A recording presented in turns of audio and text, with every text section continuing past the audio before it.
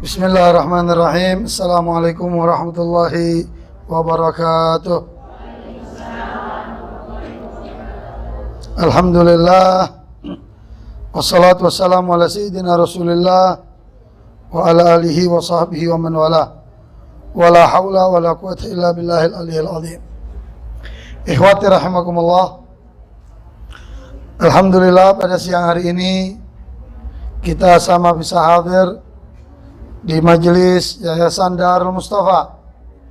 Semata kehadiran kita mengharapkan keridhaan daripada Allah dan kelak syafaat dari Nabi kita Muhammad sallallahu alaihi wasallam. Kita lanjut kajian kita sampai halaman berapa, Ibu? 11.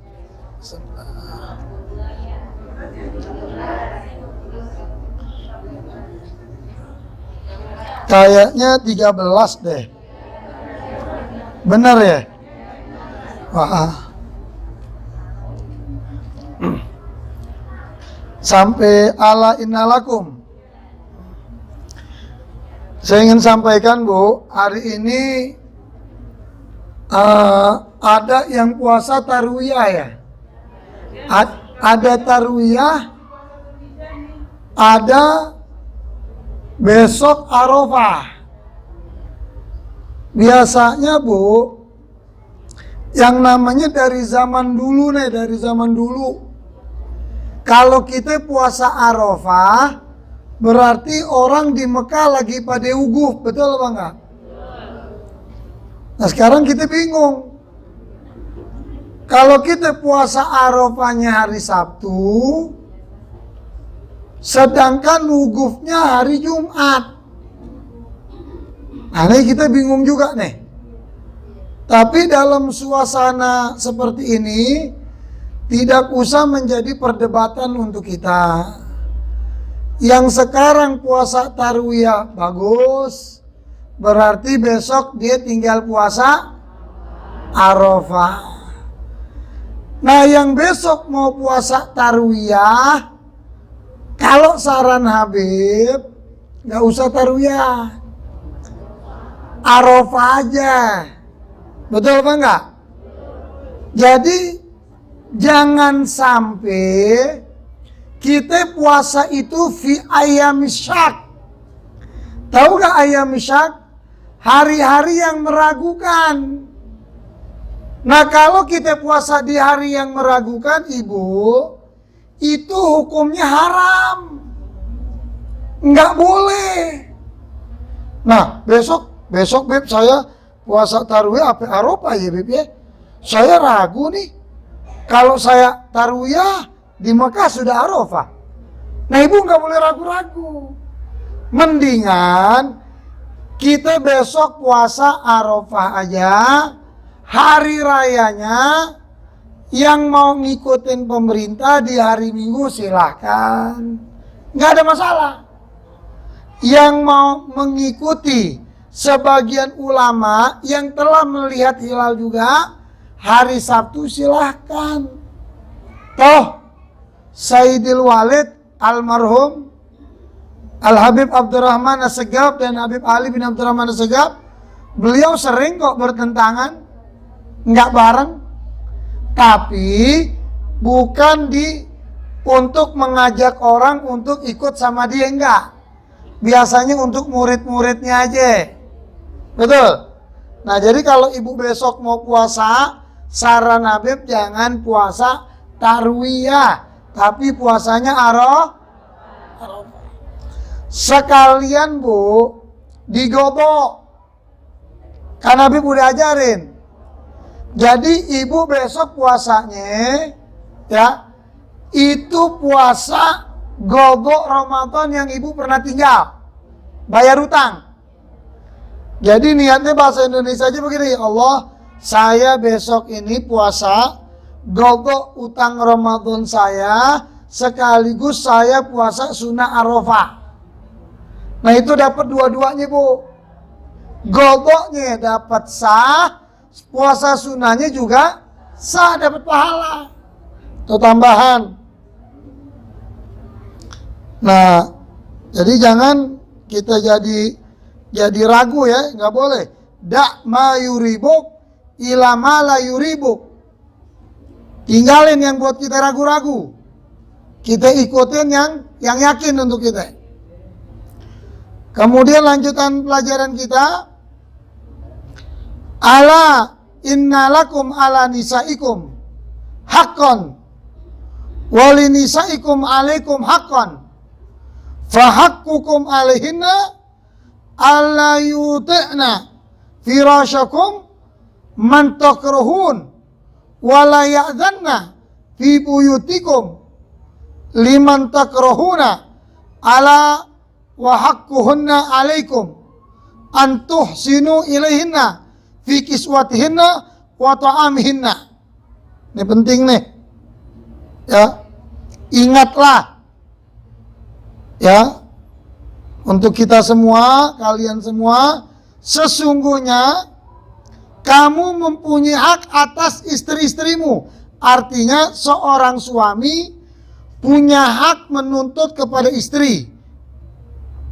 Dan istri-istrimu mempunyai hak atas yang sama. Artinya istri punya hak menuntut kepada suami, suami juga punya hak menuntut kepada istri. Cuman yang udah Habib bilang, mintanya sesuai kemampuan masing-masing. Oh, suami kita kerjanya gajinya sekian, kita pantasnya minta ini, kita nggak apa-apa minta. Jangan di luar kemampuan. Kalau di luar kemampuan itu nggak boleh. Fahaqqukum alaihinna, adapun hak-hakmu atas mereka, yakni mereka tidak memasukkan ke tempat tidurmu akan orang-orang yang tidak kamu sukai. Nah, penting nih. Seorang istri tidak boleh bebasin kamar pribadi dia dengan suami untuk umum, nggak boleh. Nggak boleh. Apalagi kalau orang yang nggak disuka sama suaminya.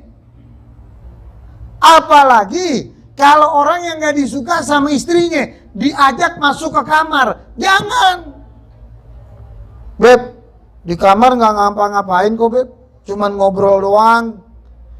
Ini nggak boleh. Coba ya. Orang dulu. Saya ngalamin betul. Saya tuh masuk kamar orang tua nggak berani. Kalau nggak ada orang tua.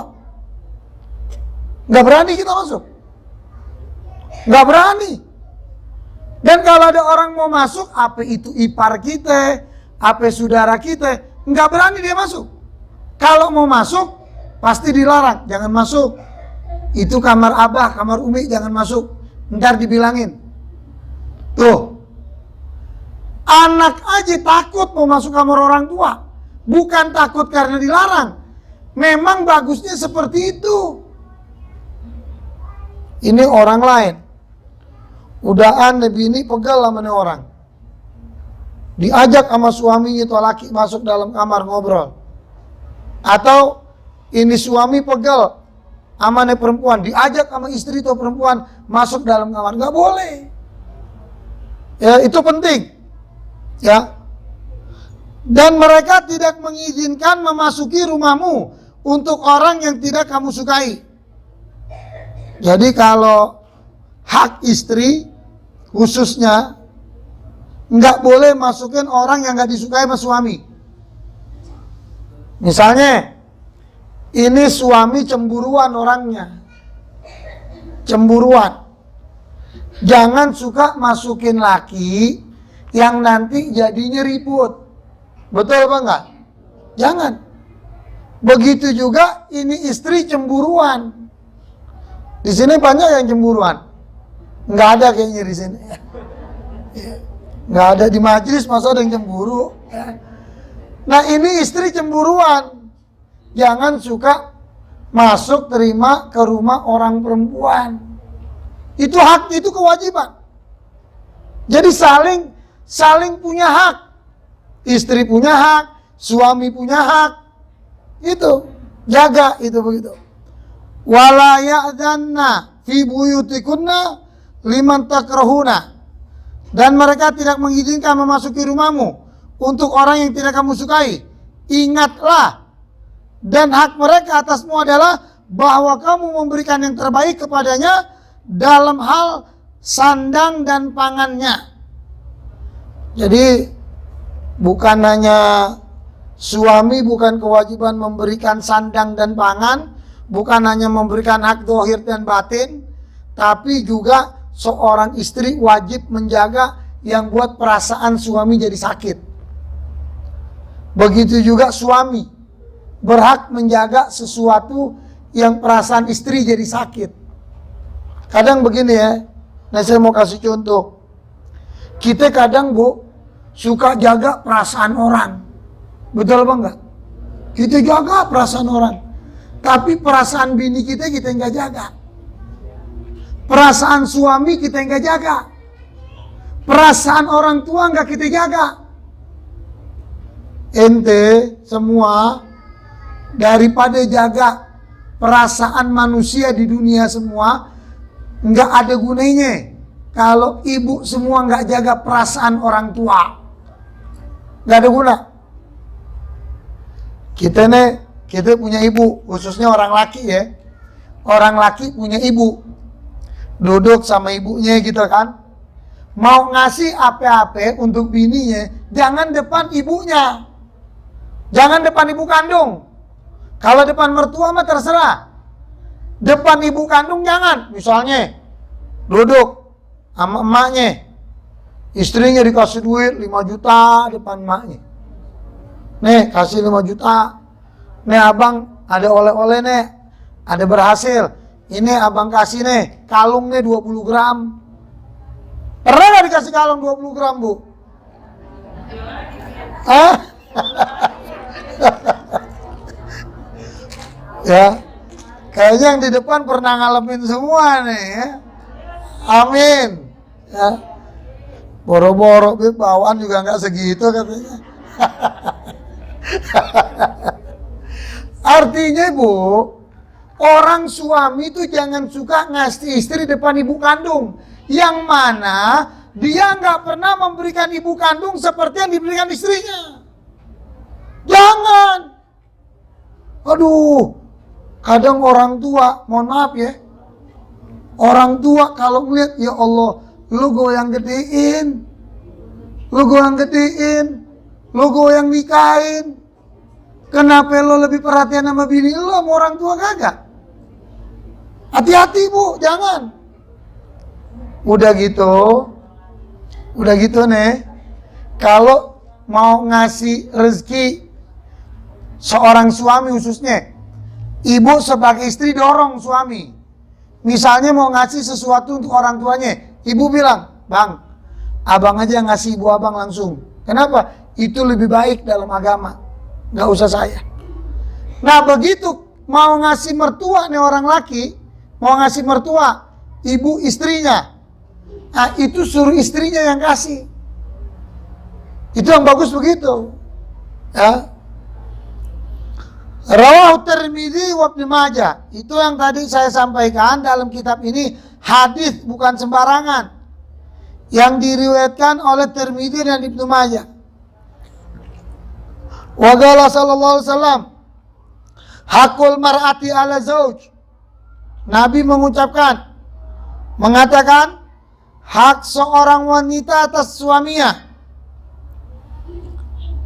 Maksudnya di antara hak-hak wanita yang harus diberikan oleh suaminya, ayyut imaha idza ta'ima wa yaksuha idza tasa wa yadribul wajha wa la yukabbiha wa la yahjuraha illa fil mabit ila akhirih. Ini penting nih, kata Nabi. Ya, hak seorang wanita atas suaminya, yaitu suami memberikan makanan kepadanya jika dia perlu makan. Artinya apa? Nafkah zahir, makanan setiap hari.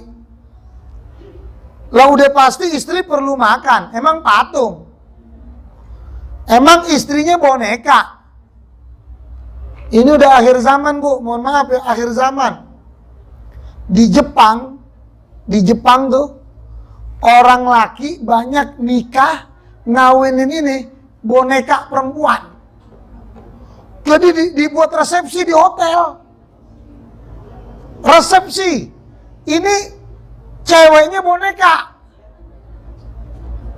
Percis banget, emang lebih cakep dari cewek malah nih. Kalau dicubit sedikit, teriak tuh boneka.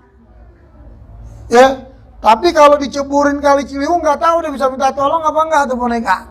Ya. Kelelep kali deh. Jadi ini akhir zaman. Mohon maaf nih. Akhir zaman kata Nabi, orang nggak malu lagi. Ya, terang-terangan atas yang batil.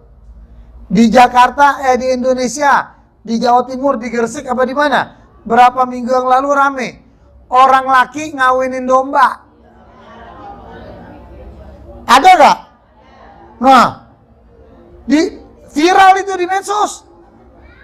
Masya Allah, orang ngawinin domba. Dibawa ke pelaminan tuh domba. Inna lillahi wa inna ilaihi raji'un. Ini akhir zaman, Bu. Makanya anak kita, kalau nggak kita didik didikan agama, hancur. Hancur. Masya Allah. Serem, Bu. Itu yang Nabi bilang apa? Semua bakal terjadi. Itu yang Nabi udah bilang tuh semua bakal terjadi. Ya. Dan tidak memukul wajah istri. Nggak boleh. Maksudnya ketika istri berbuat durhaka.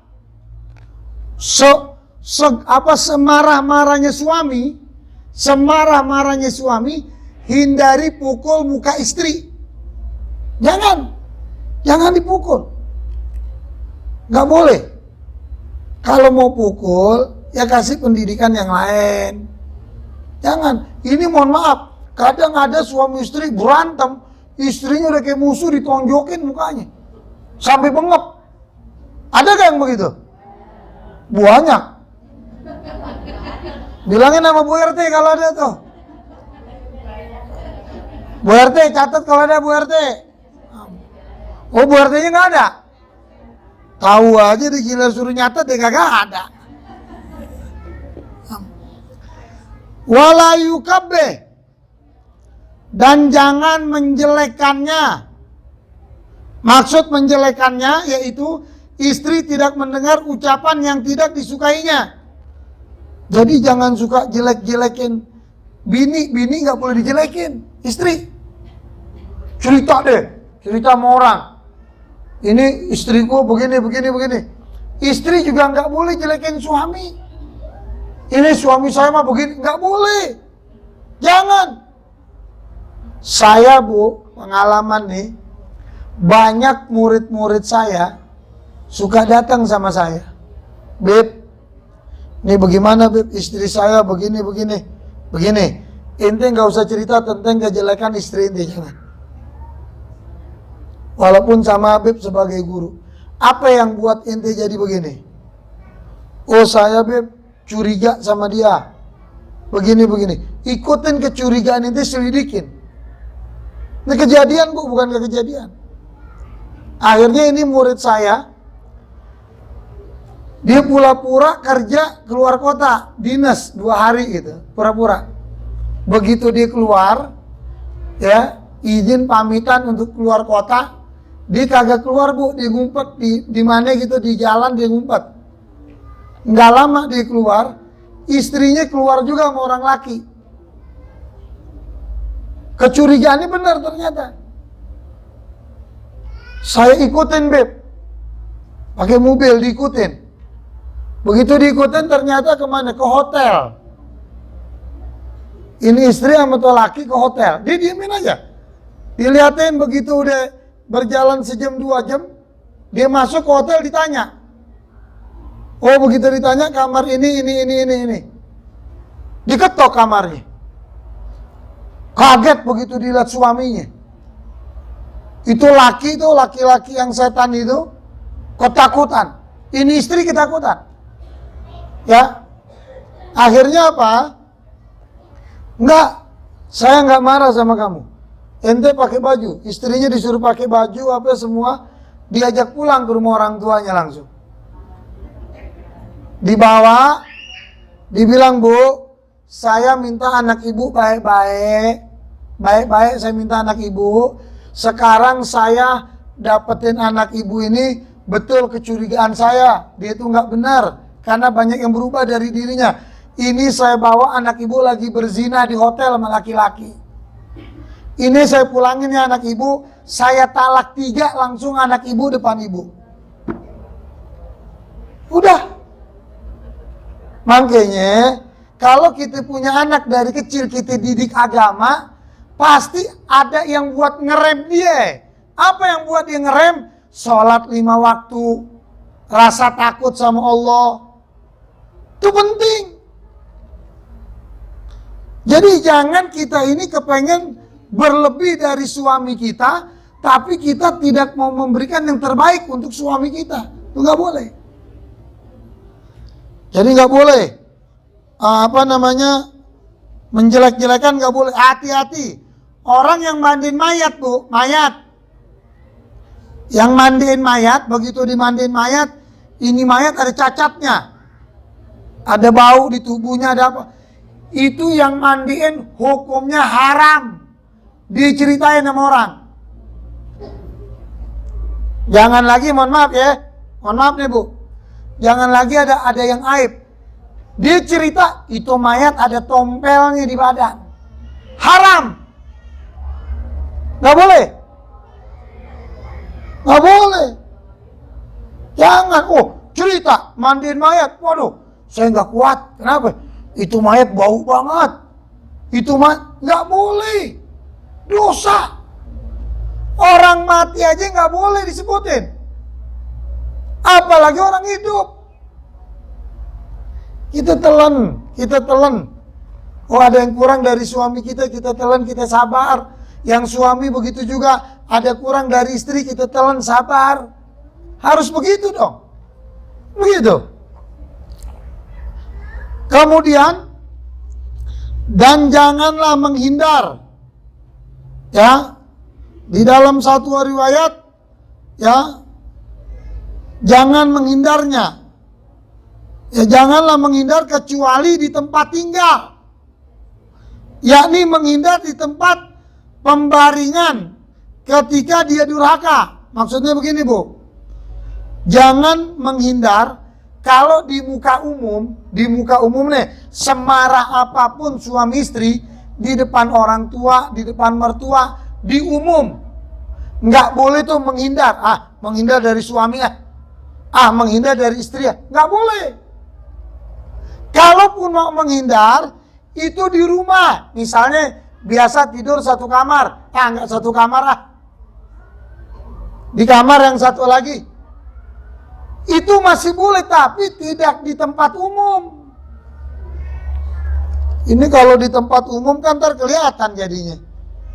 Kenapa ente menghindar aja dari suami ente? Kenapa ente menghindar aja dari istri ente? Hati-hati. Makanya orang perempuan tuh paling gampang kelihatannya. Kalau macam-macam sama suami paling kelihatan. Jadi nggak boleh, ya. Amal hajru fil kalam fa inu haramun illa liudrin. Adapun menghindari dari berbicara dengannya, maka hal itu diharamkan kecuali karena ada uzur. Ingat ya, Bu, ibu sebagai istri, semarah apapun, kalau ditanya sama suami, ibu wajib jawab. Wah, saya nggak mau jawab, Beb. Nggak boleh. Kecuali ada uzur. Uzurnya apa? Sakit gigi. Atau apa? Itu nggak jadi ibro marah itu. Rawahu Tabrani wal Hakim an Muawiyah bin Haidati bi batal Muhammadah.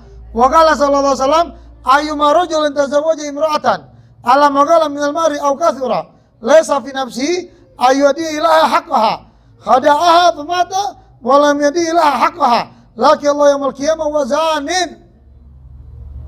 Apa yang berikutnya? Laki-laki yang mana saja yang memperistri, yang menikahi seorang wanita dengan memberikan mas kawin, baik sedikit atau banyak, namun tidak ada dalam dirinya ya keinginan untuk melaksanakan pemberian kepada istrinya akan hak-haknya itu, maka ia telah memperdayai istrinya, lalu ia mati sedangkan ia belum memberikan hak itu kepada istrinya, maka ia akan bertemu dengan Allah di hari kiamat dalam keadaan ia sebagai orang yang berzina. Maksudnya Bu, ini nikah nih, suami istri nih, orang nikah, kita sebut aja deh contohnya si Udin sama si Zainab. Ada yang namanya Zainab gak di sini? Oh nggak datang. Si Udin sama si Zainab. Ini si Udin nikah sama si Zainab. Si Udin dari semenjak nikah, dia tidak punya niat baik untuk memberikan hak-haknya sama si Zainab. Maksud haknya itu apa Bu? Nafkah batin berhubungan suami istri. Itu yang paling penting. Dia nggak mau kasih. Tapi dia nikah pakai mas kawin resmi, tapi dia sengaja nggak mau menggauli istrinya. Itu dosa besar. Dia dihitung orang yang zina di hari kiamat itu. Nggak boleh. Apalagi nggak memberikan nafkah yang dohir. Makanya orang kalau nikah itu kudu belajar, jadi tahu syarat-syaratnya apa ya. Al-hadis iqra al-hadis rawat Tabrani wallahu alam bisawab.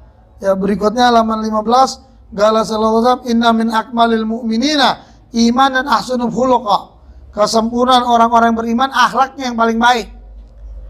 Innal haya wal iman gurina, kata Nabi. Innal haya wal iman gurina. Sifat malu ya dan iman itu nggak bisa dipisahkan, bebarengan. Jadi kalau ada orang bilang, Habib, saya malu dia, berarti dia punya iman.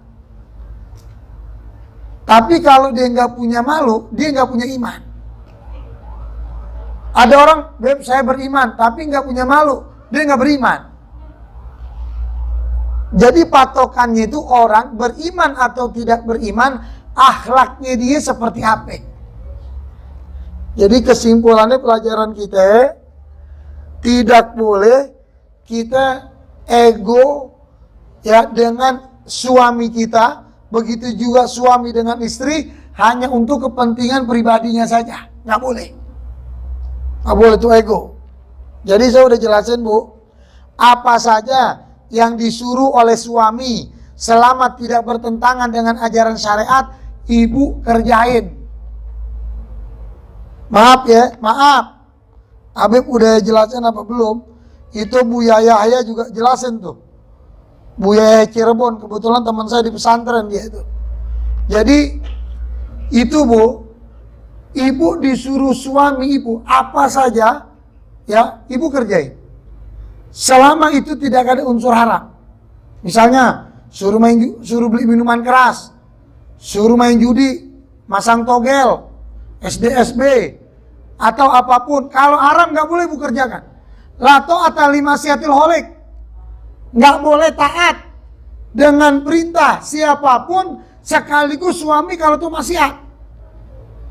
Sama Bu, misalnya, mohon maaf, ibu disuruh melakukan hubungan suami istri di luar daripada batas normal, itu nggak ada masalah selama ya melalui lubang yang dibolehkan dalam agama, yaitu lubang depan. Kalau lubang belakang haram mutlakan. Kata Allah dalam Al-Quran, fa'atu nisa'akum min harthikum. Datangilah istri-istrimu dari sawah kalian yang sudah disiapkan oleh Allah. Nah, jadi ini mohon maaf, kadang-kadang seorang istri nggak nurut sama suami, Lantaran apa? Lantaran nggak mau. Begitu juga suami. Selama tidak ada pemaksaan, mau sama mau, itu hukumnya boleh. Itu hanya makruh saja. Itu. Sampai Nabi menggambarkan apa? Mohon maaf. Jadilah kalian wahai istri-istri, ya, menjadi pelacur untuk suami kalian. Mohon maaf ini, artinya apa? Seorang istri harus memberikan yang terbaik untuk suaminya. Jadi ini banyak, mohon maaf, keluhan orang hancur rumah tangganya, ya, karena seorang istri tidak menginginkan apa yang diinginkan oleh suaminya. Atau kebalikannya begitu juga. Dan ibu kalau sudah punya anak, udah nikah, jangan suka ikut campur urusan anak, Bu. Anak ibu udah nikah, ibu punya anak perempuan, suruh dia ikut sama suaminya. Ibu sudah punya anak laki, biar dia urusin istrinya. Urusin. Kalau ada masalah ribut, ngadu sama ibu sebagai orang tua, dua-duanya panggil. Jangan kita belain anak kita. Ntar jadinya ribut. Jangan. Saya punya orang tua, Bu. Saya kasih contoh aja lah. Saya punya istri ini satu. Apa, Bu? Anak-anak satu-satunya, Bu, istri saya. Istri saya ini anak Habib Muhammad satu-satunya.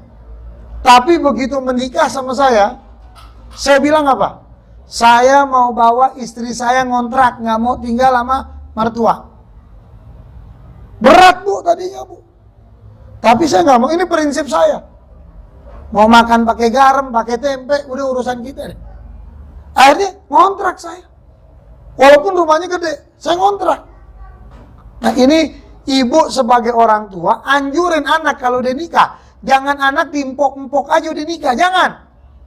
Suruh dia kerja yang benar. Nafkahin istrinya, gedein anaknya. Jangan semua-muanya kita sebagai orang tua, kesian begini, jangan ya. Wallahu a'lam.